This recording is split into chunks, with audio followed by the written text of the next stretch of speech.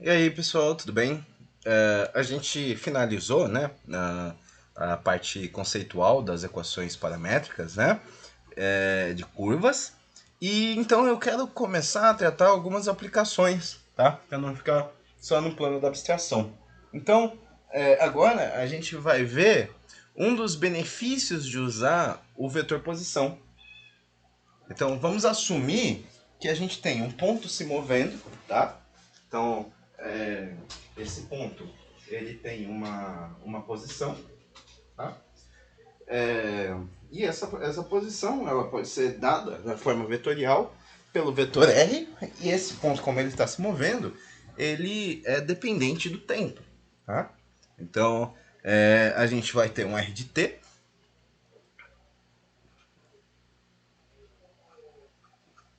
que vai ser dado por uma função de caminho, né? Para a coordenada y, e uma outra para a coordenada x, tá? Então a gente vai assumir que o ponto se move num plano, tá? A extensão do ponto para um espaço é super trivial, então a gente vai fazer isso e depois a gente pode simplesmente assumir que funciona no espaço também. Então, sobre um pequeno intervalo de tempo ΔT, a posição, a variação da posição vai ser dada por ΔR. Né? Então, a velocidade média sobre o tempo vai ser simplesmente essa variação, essa variação de, essa variação de posição, tá? No tempo, tá? Isso é exatamente deslocamento, né?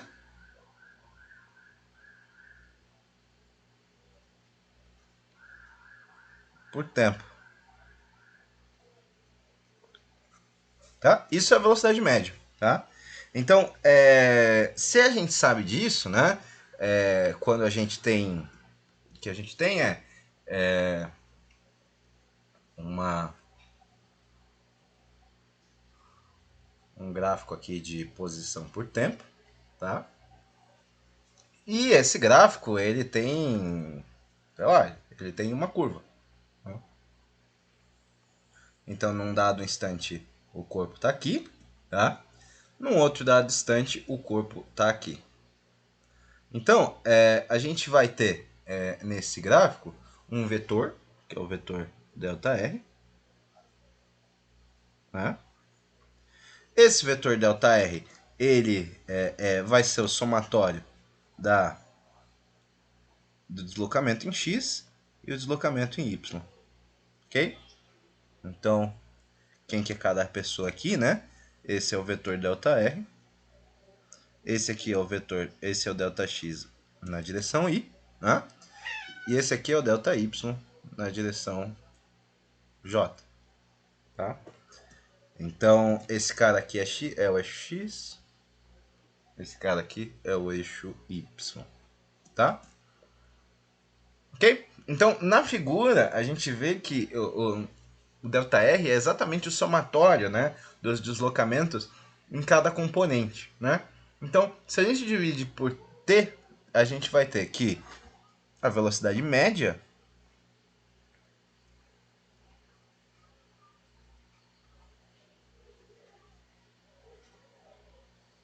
tá?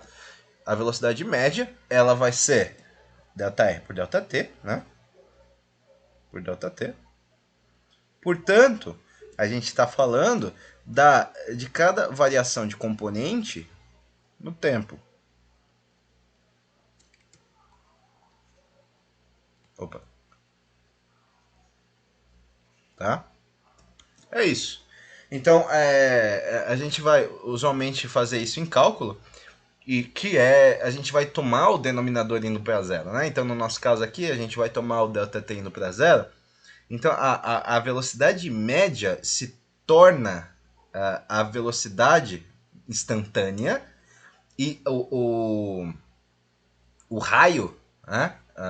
A relação das fórmulas se tornam derivadas, tá? Então, por completeza, a gente vai escrever que o vetor velocidade é um número de diferentes formas, né? Então, a gente pode dizer que a velocidade... Eu acho que o gato saiu. Eu vou ter que dar uma olhada. Peraí.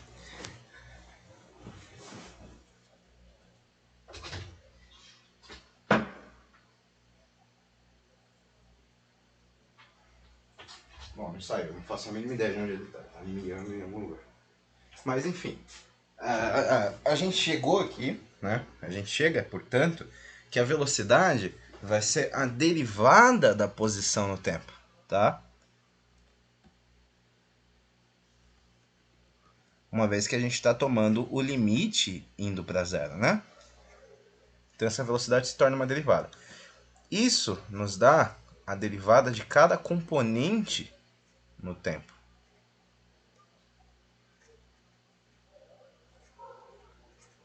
Tá?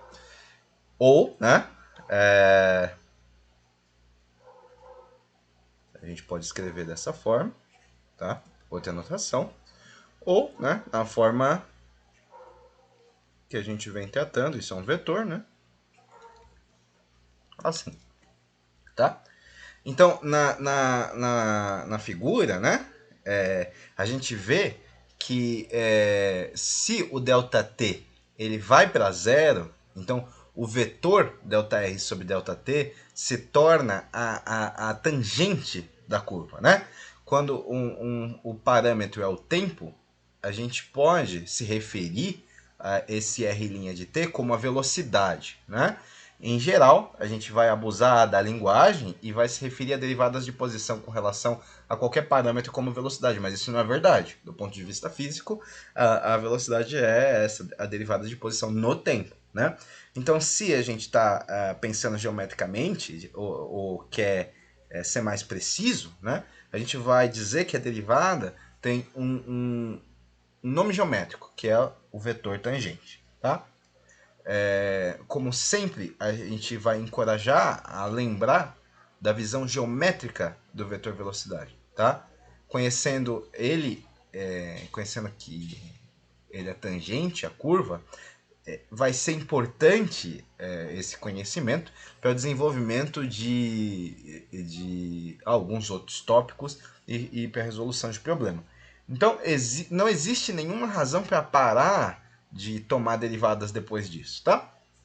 Então, a gente vai ter tomando mais uma derivada, a gente vai chegar que a aceleração é a variação da velocidade por unidade de tempo. Então, a gente vai definir mais uma grandeza cinemática, né? Que é a aceleração. Então, aceleração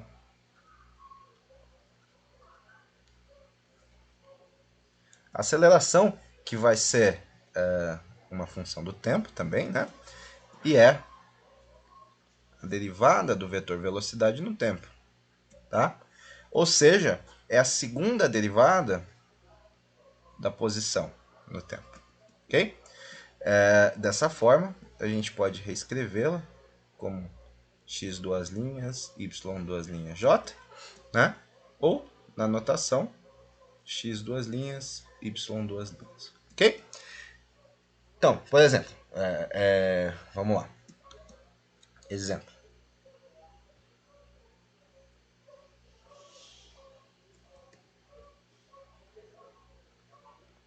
Então a gente tem um foguete, tá? Que vai seguir a seguinte trajetória. R de t vai ser x de t versor i mais y de t versor j, tá? E onde x de t vai ser uma função, vai ser uma velocidade inicial, tá? Mais uma outra parte, né? Que vai ser g sobre 2, t quadrado, tá? Mais uma velocidade inicial no sentido de y, tá? Variando com o tempo, tá? Então, essa equação... Ah, tem um tempo aqui também. Tem um tempo aqui também, tá? Então, essa é a equação da trajetória do foguete. Então, a ideia é encontrar a velocidade e a aceleração. Bom, o vetor velocidade, né?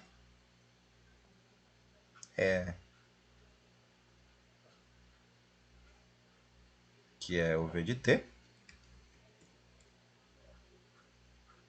né? Ele vai ser a derivada desse vetor posição no tempo. Ok?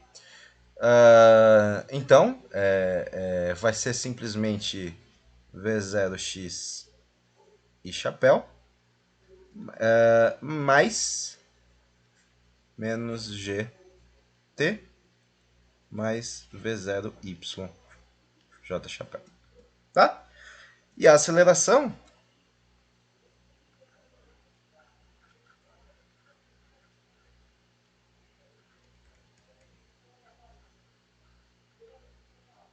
que é a de t, também é um vetor, né? Também é um vetor. A aceleração vai ser a derivada da velocidade no tempo. Então, aqui componente i é zero, né? Então a gente vai ter simplesmente que a aceleração é menos gj, tá? Mais um exemplo, tá? Então esse aqui é o exemplo 1.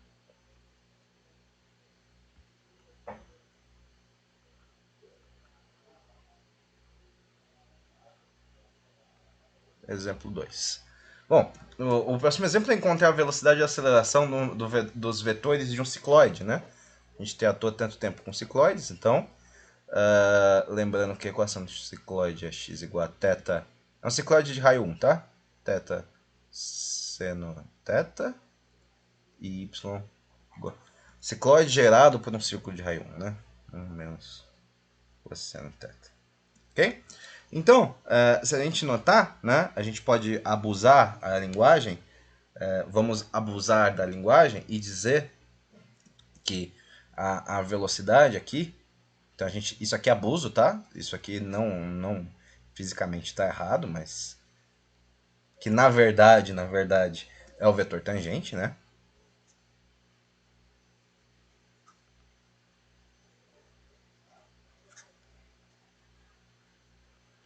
Quem que é aqui? Ó, aqui vai ser v de θ, tá? E isso vai ser dr de θ, que é, bom, x', né? Esse é o vetor dado por x' de θ, y' de θ. Portanto, esse vetor vai ser 1 menos cosseno θ e seno θ. Ok? E a aceleração, que também fisicamente está errado, tá? Mas vamos abusar da linguagem.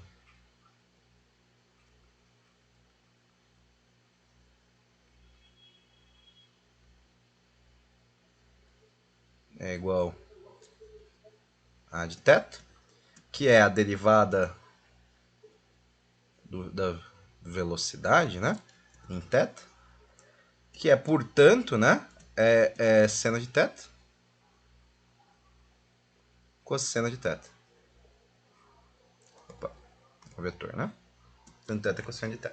Tá? Então, eu vou fazer mais um exemplo. Exemplo 3.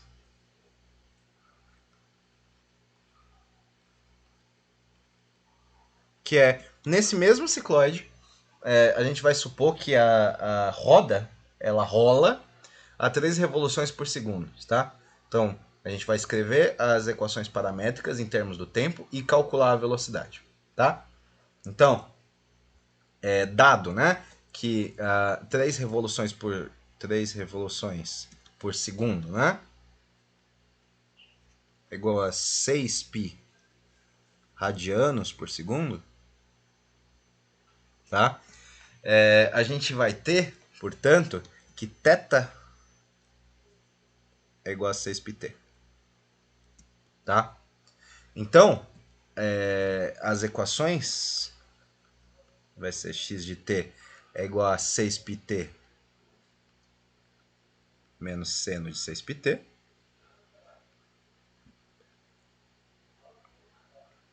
E y de t vai ser 1 menos cosseno de 6πt. E de forma análoga ao que a gente fez aqui em cima, né? A velocidade, né? A gente simplesmente vai tomar as derivadas no tempo aqui. Então, tomando as derivadas no tempo, a gente vai ter 6π menos cosseno, né? Menos 6π cosseno.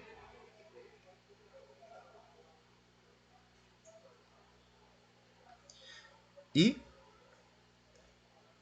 derivada de menos cosseno é seno, né? Então, 6π seno de 6πt. Ok? Esse aqui é o vetor velocidade.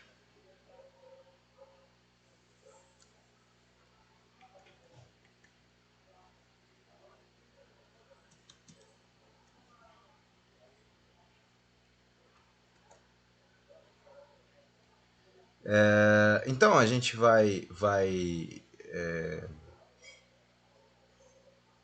eu vou seguir, tá? Com mais um exemplo, tá?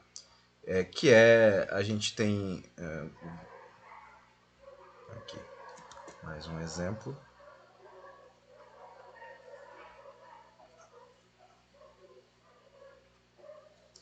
Que se a gente tem R1 de t e R2 de t, e eles são duas equações paramétricas para curvas, a gente precisa mostrar que a regra do produto para as derivadas funcionam e eles convergem para o produto escalar. Tá? Então isso segue do produto usual, tá? Da regra do produto usual em cálculo de uma variável. Então vamos assumir que as curvas elas são planas, elas estão num plano. Então a prova pode ser exatamente igual para curvas no espaço. Então vamos fazer no plano que economiza tempo. Então a gente quer provar que a derivada do produto escalar dessas duas curvas, né, ela é exatamente igual à regra do produto aplicada à regra ao produto escalar. Tá? Mais R2 vezes R1 escalar R2. Tá? É isso que a gente quer provar. Tá? Então a gente vai assumir R1 como sendo o vetor x1, y1. Tá? E vamos assumir R2 como sendo x2, y2. Tá? Então a gente vai ter, dessa forma, que o produto escalar de R1 com R2 vai ser o vetor, não, vai ser um escalar, né? x1, x2, y1, y2. Tá? Então, se a gente tomar a derivada usando a regra do produto, que a gente viu em cálculo de uma única variável, né? A gente vai ter que d, a derivada de R1 escalar R2, no tempo, vai ser a derivada de toda essa expressão, né? x1, x2, mais y1, y2 no tempo. Ok? Em outras palavras, né? A gente vai simplesmente aplicar a regra do produto aqui nos dois casos, né? Então a gente vai ter x1' x2 mais x1 x2' mais y' y2 mais y1 y2'. Tá? Então, né? A gente pode tentar reorganizar, né? os vetores, os elementos que tem linha no 1 de um lado, mais y1, e elementos que tem linha no 2 do outro lado, x1, x2 linha, y1, y2 linha. Tá? Ok? Então, o que é isso, né? O que é isso, né? Isso aí vai ser o produto vetorial entre x1' e x1', y', produto escalar, perdão, e x2, y2, ok? Mais produto escalar de x1, y1 e x2', y2'. Ok? E isso aqui é exatamente quem é x1', y'? R1'. E o outro é R2. R1', escalar R2. O outro é R1, escalar R2'. Ok? E aí a gente finaliza o problema. Então eu quero deixar de forma semelhante, tá? Um exercício para o próximo vídeo, que é se R1 de t e R2 de t eles são duas curvas paramétricas,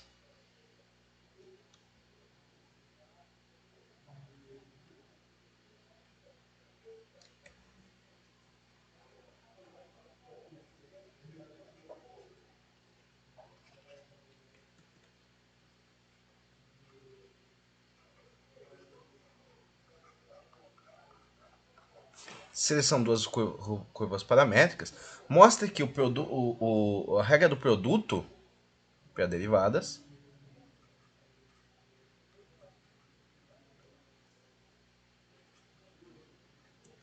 mostra que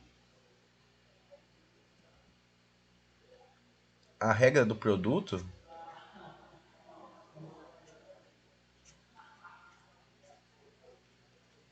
para derivadas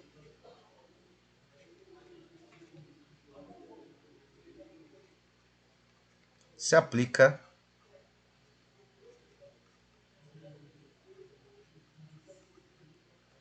ao produto vetorial. Então, a ideia é fazer uma prova semelhante ao que a gente acabou de fazer, só que a gente fez para o produto escalar e agora é para o produto vetorial. Ok? Era isso por hoje e até o próximo vídeo. Tchau, tchau!